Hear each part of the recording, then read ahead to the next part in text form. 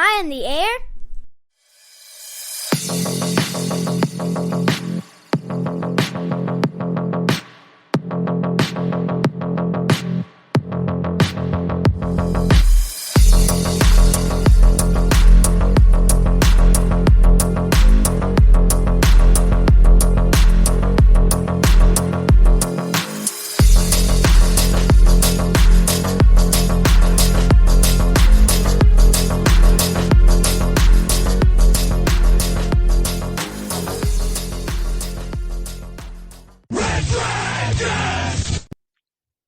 Well, what is going down, everybody? Welcome back to another brand new edition of Am I on the Air? My name is DONMEGA. I'm your host, and I'm so happy that you're here to join me tonight to get caught up with all the latest and the greatest when it comes to entertainment news, television, movies, non-spoiler reviews.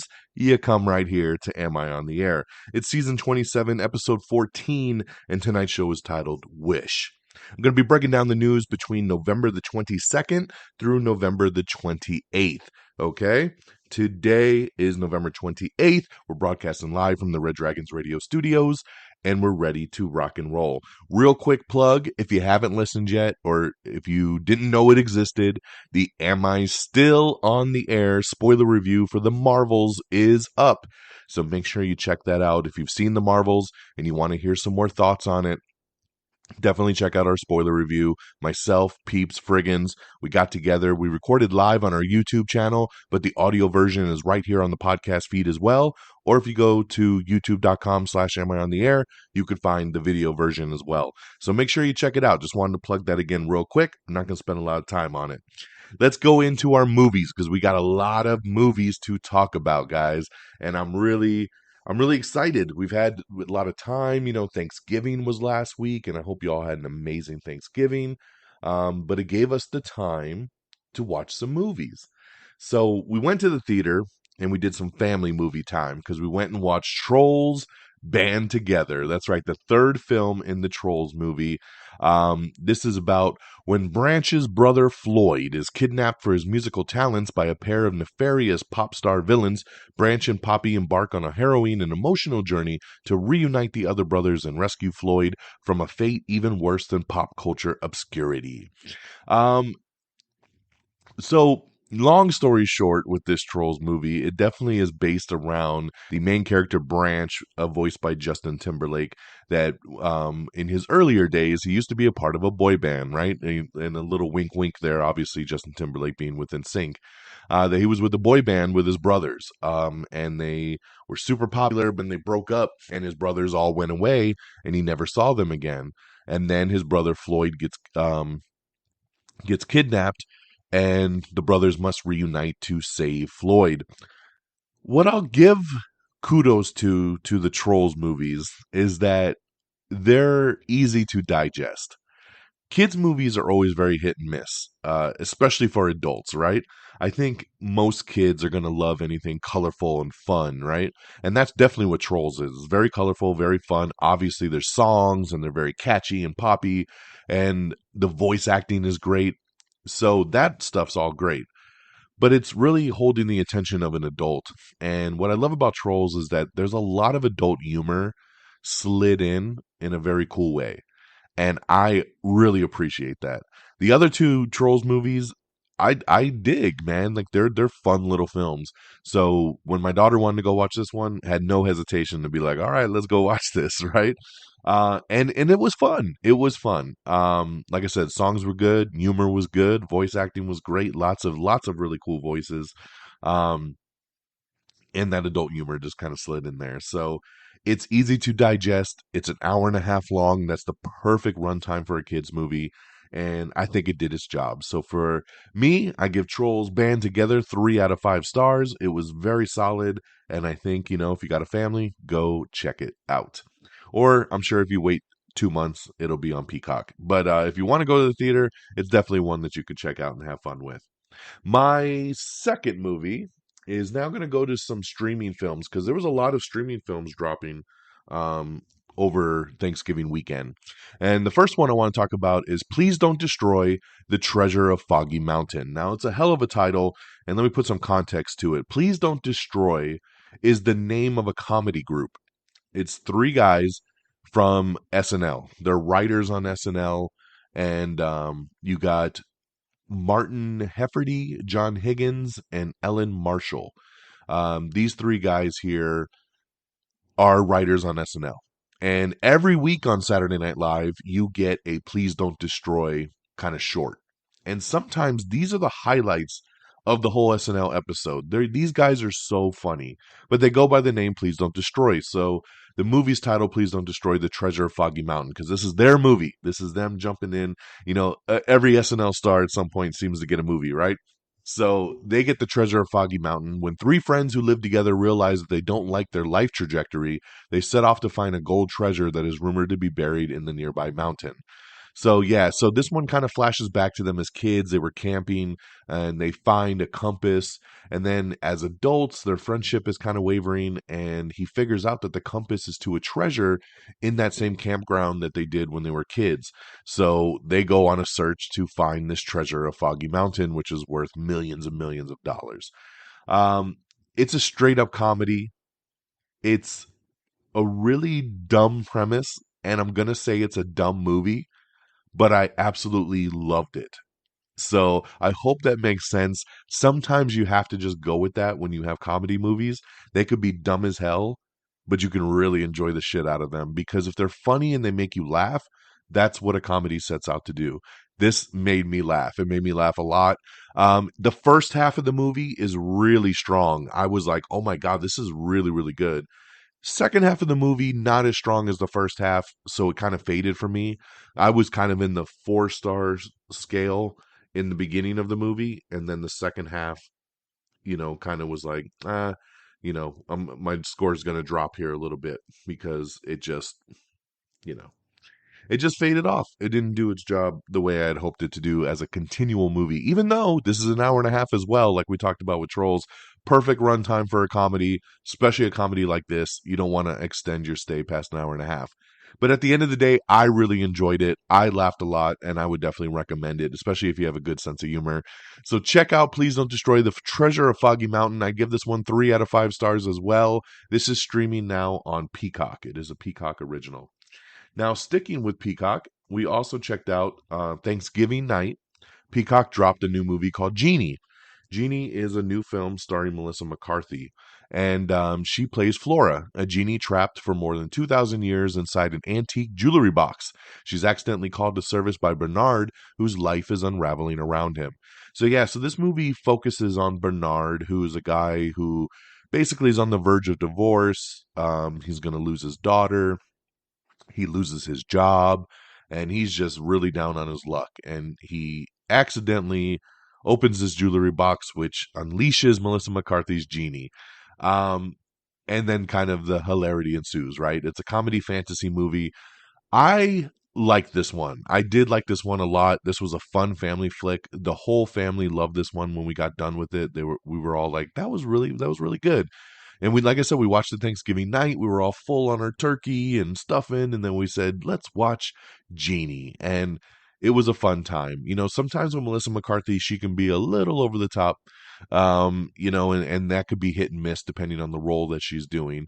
But here, I thought she was really, really good.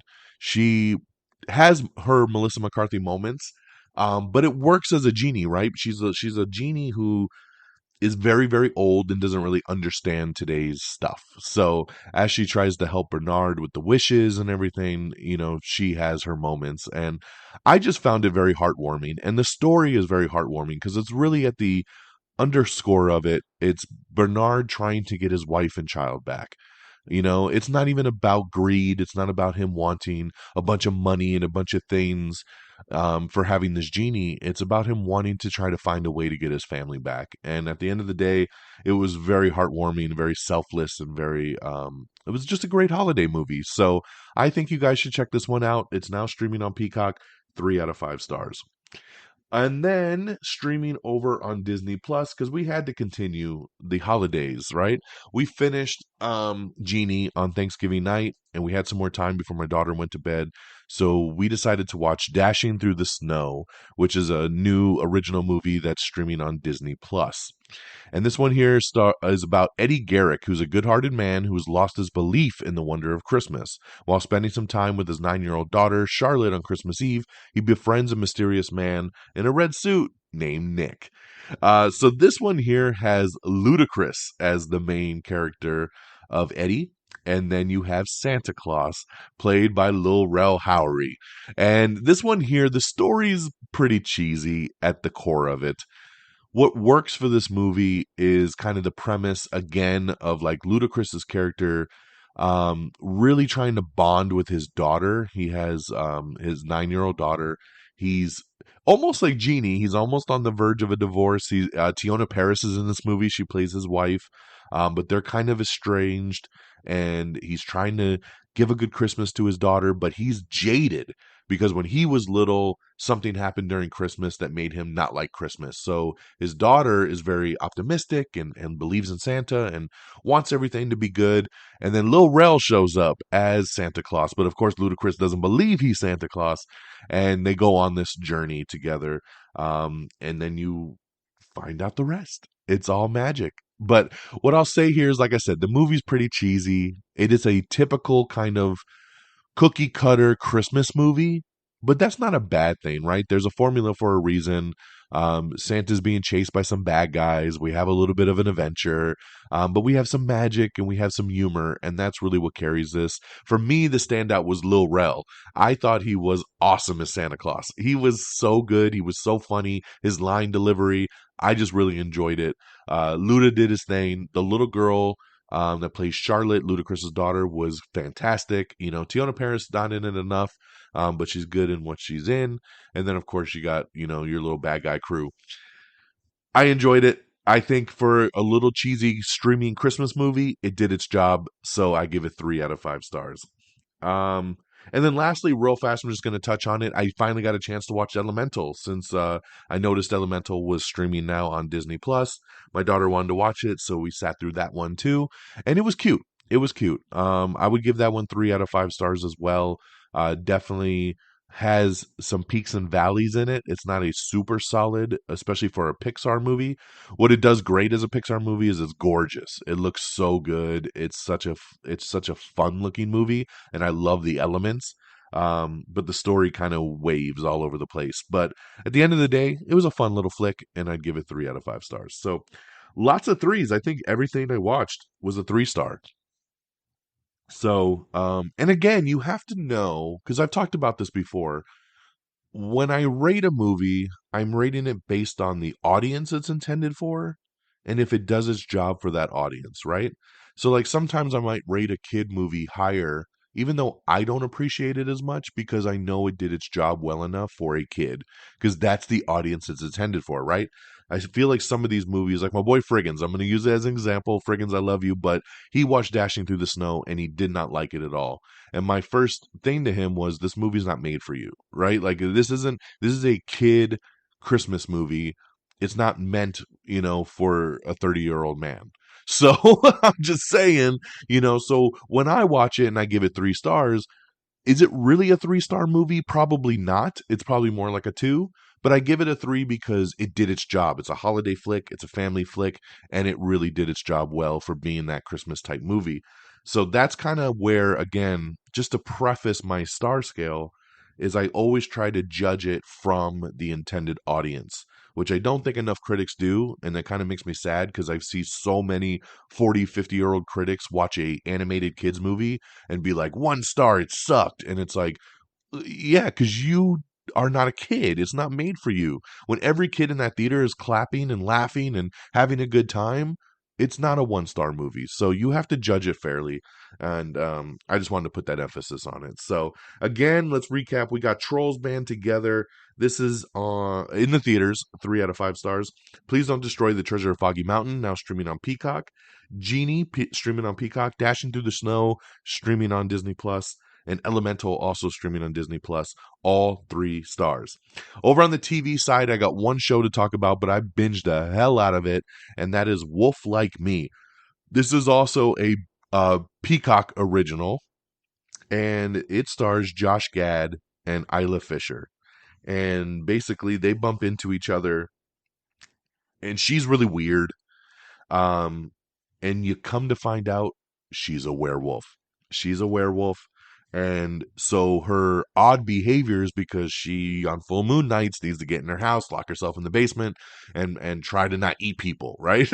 And it's an interesting show because it's about their relationship.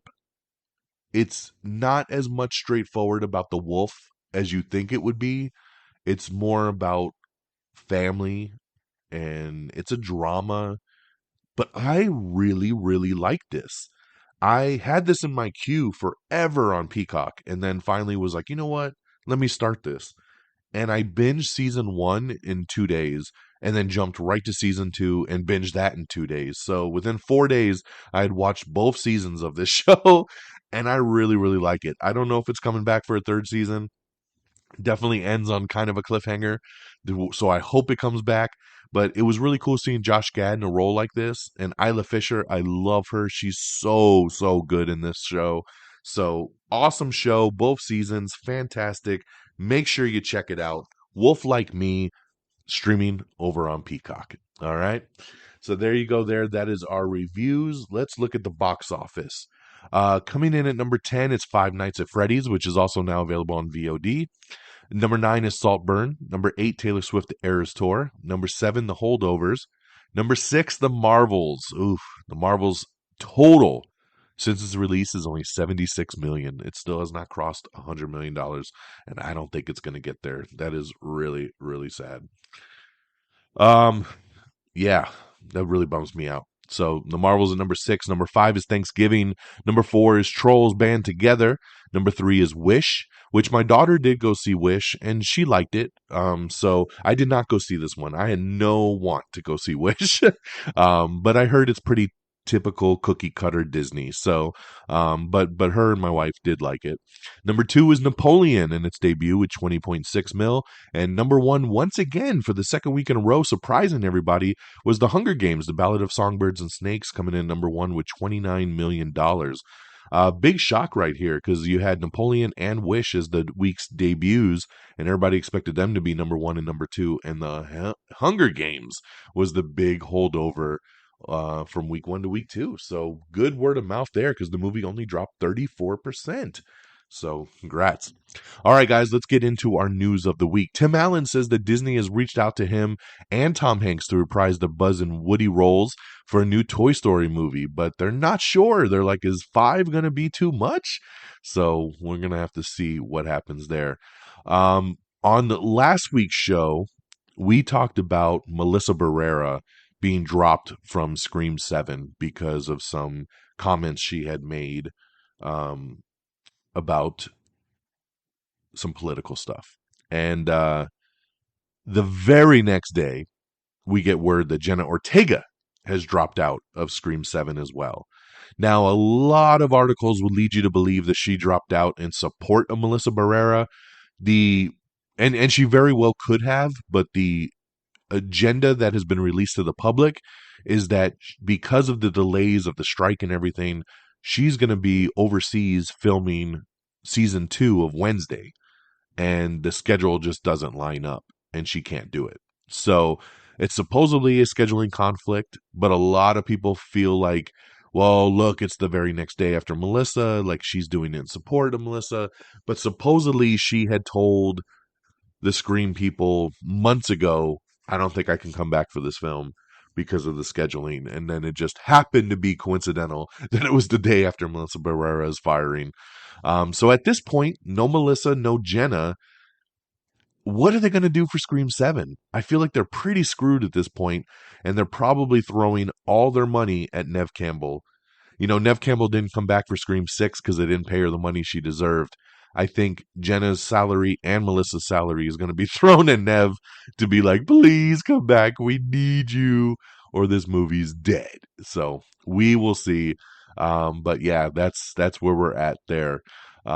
Scream 7 will face a full creative reboot after losing Jenna Ortega.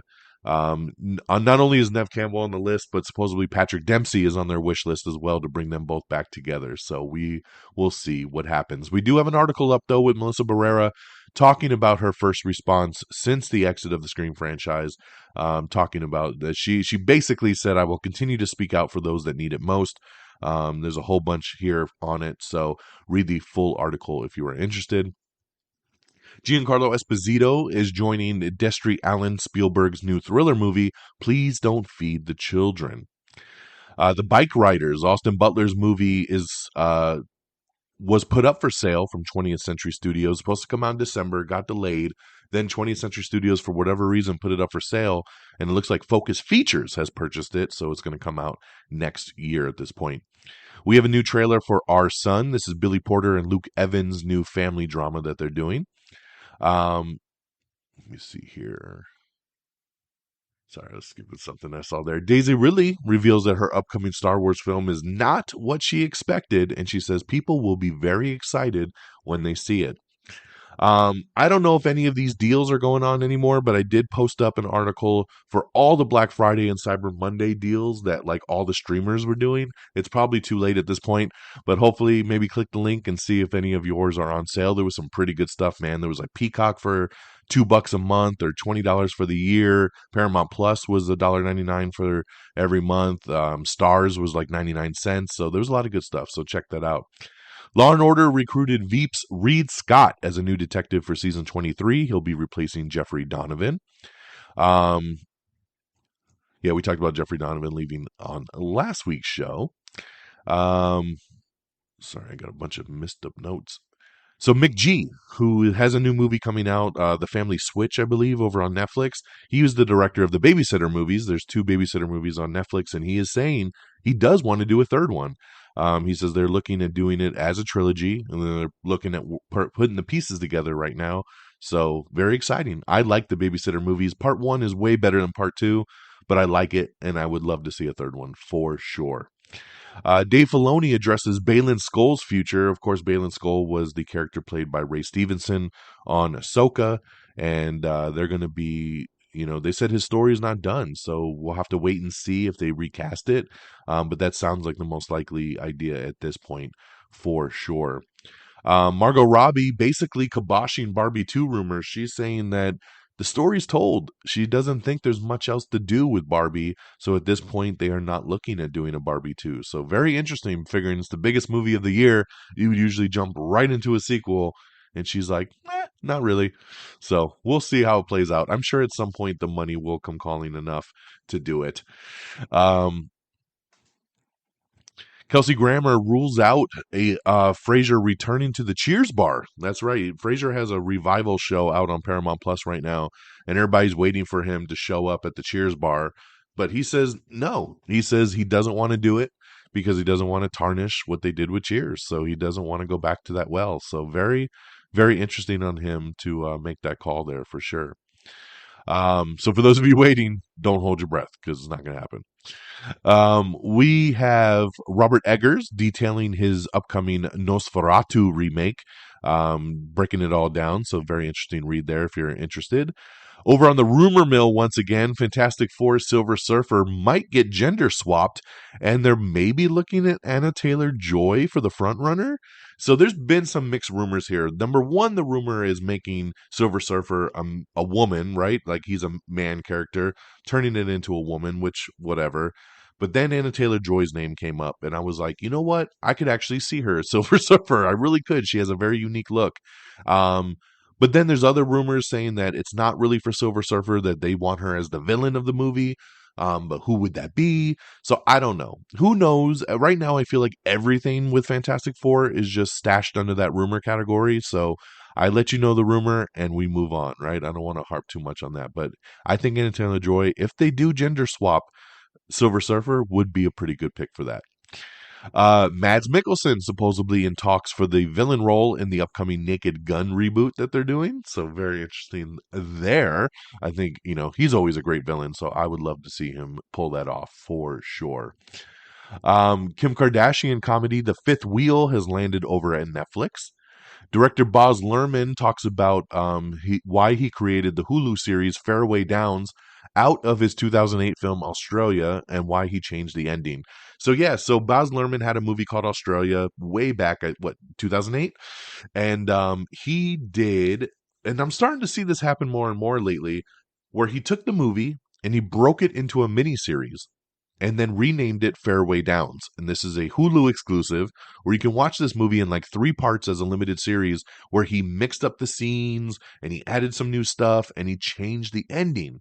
So, he revised everything, which is very, very interesting there. So check it out if you want to see the new version. Fairway Downs, now streaming over on Hulu. Um, Stay with us. We'll be right back. Hey, I'm James Lovino, and I'm here to tell you about Alternate Sides, a movie podcast with a twist. I've worked in the film business for 2 decades, but I haven't actually seen that many movies, and this has been driving my frequent collaborator, Sam, a self-confessed film snob, crazy. So every week, while he's stuck in his car trying to avoid getting a parking ticket, thanks to New York City's alternate side parking regulations, we discuss a classic film I've finally just gotten around to seeing. Alternate Sides, a new podcast about movies, parking, and a 25-year friendship, wherever you get your podcasts.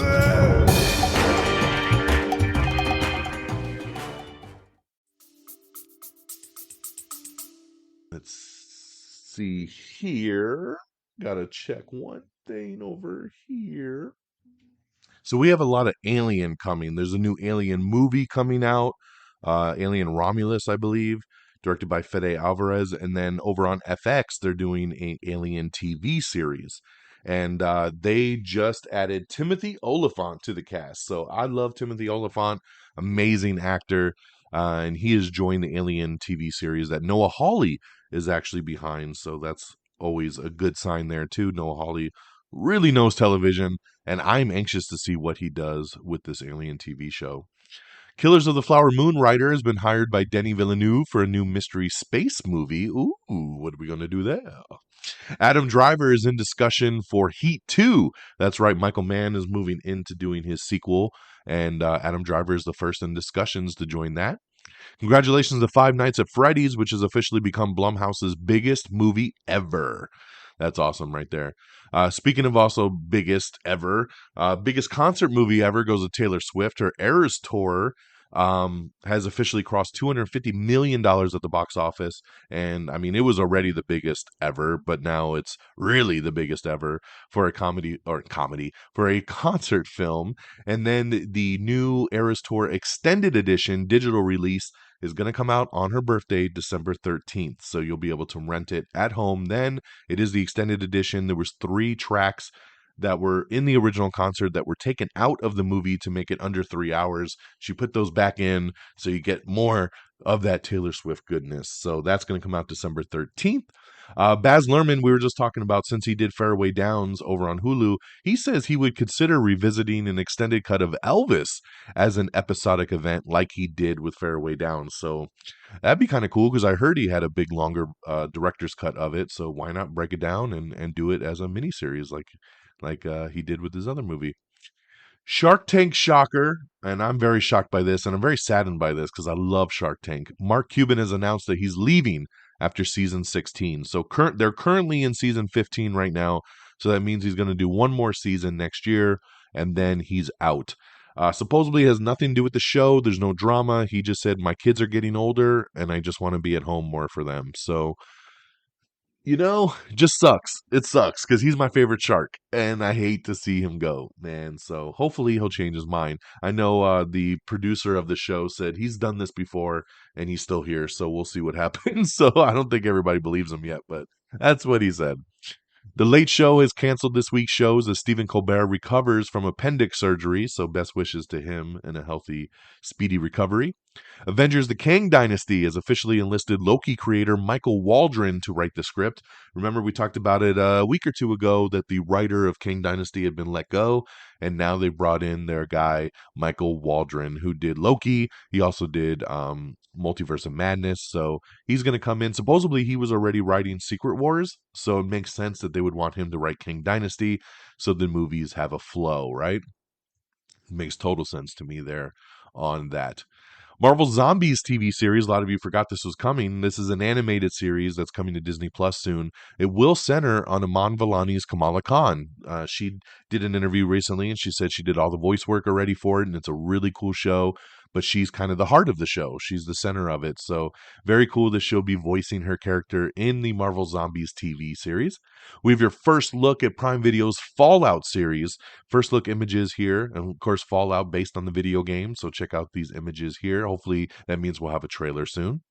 We got another spinoff coming soon for The Boys. That's right, The Boys Mexico spinoff is in the works over at Prime Video. And Diego Luna and Gael Garcia Bernal, along with the writer of Blue Beetle, are all working on this together as executive producers, and they're putting it together for Prime. No word yet if they'll actually star in it, but they are producing it and putting it together. So The Boys Mexico, very interesting there. I like that they're going to set it somewhere else, so hopefully it'll kind of stand on its own compared to like Gen V and the main show. So very cool there. Netflix has nabbed a new high school comedy movie from its Always Sunny in Philadelphia duo. It's going to be called Incoming. Paul Greengrass is set to helm Warner Brothers' adaptation of a plane crash novel called Drowning. We have the trailer for Memory, which stars Jessica Chastain, which looks heartbreaking. So check out that trailer if you want to cry. We also have the trailer for Dr. Death Season 2. This looks awesome. Edgar Ramirez is the doctor in this one. This is not a direct sequel to the season 1 of Dr. Death, which had Joshua Jackson. This is New Doctor, New Death.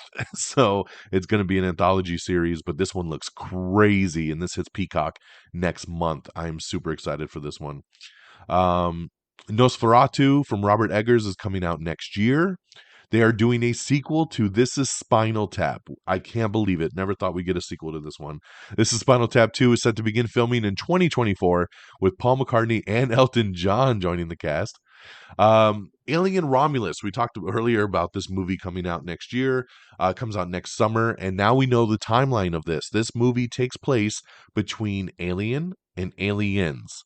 So yes, right between part 1 and part 2, I guess they say timeline-wise, there's about a 57-year gap between part 1 and part 2. So this takes place in that area somewhere between part 1 and part 2. And they said they even got James Cameron's Alien staff from Aliens to help out making the creatures and making the visuals of it to kind of make it match up with the films. So that's pretty awesome right there. So there you go, man. Alien Romulus, kind of a buffer there between Alien and Aliens. I love it. The Book of Clarence. We have the new trailer for Lakeith Stanfield's biblical epic. The early reactions for Wonka are wacky, whimsical, and really fun. So really positive stuff coming out of the press screening there for Wonka. I love early reactions that are positive like that. Congratulations to Power Book 3 Raising Kanan. It has nabbed an early season 4 renewal over at Starz. I really like this show, so glad to see it coming back for season 4. Chris Evans, again, saying never say never when it comes to returning to the role of Captain America. I love it. Keep that door open, Chris, because that's what we like. And on that note, I'm going to leave it there because that's good news, man. We like to hear never say never. And yes, so we did it, guys. Look at that, 30 minutes. Boom! I love doing it. We had a lot lighter of a week because of Thanksgiving. There wasn't some big news for a couple days. So that's our show, guys. I hope we got you all caught up with everything. Thank you for tuning in. AmIOnTheAir.com is our official webpage. Make sure you bookmark it and check everything out there. Make sure you like us on Facebook at facebook.com/AmIOnTheAir. Give us a follow over on X or Twitter, twitter.com/AmIOnTheAir. Myself at DXDonMega. Same handles over on Threads, so make sure you follow us there as well. I'm always posting up stuff on Threads as well. Make sure you subscribe to the podcast on Apple Podcasts, Spotify, iHeartRadio, Amazon Music, Google Podcasts. We're everywhere, so make sure you subscribe. Follow us on Instagram and on TikTok and over on YouTube. Just simply search Am I on the Air, all one word. Thank you to our great affiliates at reddragonsradio.com and the Pop Culture Pros. Follow on Twitter at reddragonsradio and at popculture_pros. Thank you for always streaming our show on demand. And that'll do it for me here on this Tuesday, November the 28th. I appreciate you. I hope you all have an amazing week. Take care of yourselves and each other. And until next time, y'all. Peace. Red Dragons!